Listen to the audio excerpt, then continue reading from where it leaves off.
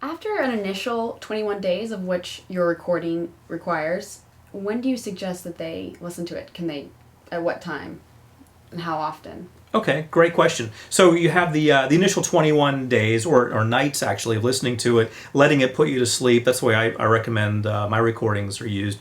And then after that, what should you do? Do you just throw it away? Do you give it to someone else? Do you stop using it? Do you listen to it once a week? What time is good to listen to it? So great question. And the answer is that you listen to recordings 21 nights in a row.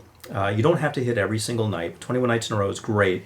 And then you thereafter listen to it as needed. So if you initially set yourself up for some sort of change, stopping nail biting, overcoming fear of flying, or what have you, everything's going great after that 3 weeks. Well, maybe 6 months down the road, you start biting your nails again, or you start to get afraid of flying again, or what have you.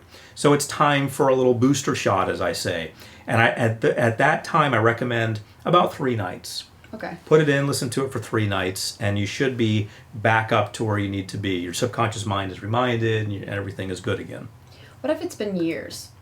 Okay. If it's been years, I recommend that you go ahead and listen to it again, fully all the way through for the full 3 weeks. Great question, because after years, it may not quite be there. There's a great story about this, about someone who is a PhD candidate, and she was ABD, which a lot of PhD candidates are, which means all but dissertation, which means she did all her coursework, did everything she had to do, except she didn't do the dissertation. She didn't do the thing that they the main part of the PhD coursework, not the coursework, but the main part of what actually makes it a PhD, as opposed to just learning things in school. So she went through about 20 years in the status ABD, and came back to school and said, you know what, I'm going to finish this dissertation. Let me go ahead and do this research. And they said, sorry, you don't really have that knowledge anymore. It's changed so much that you need to retake those courses. Otherwise, we're not going to grant this to you.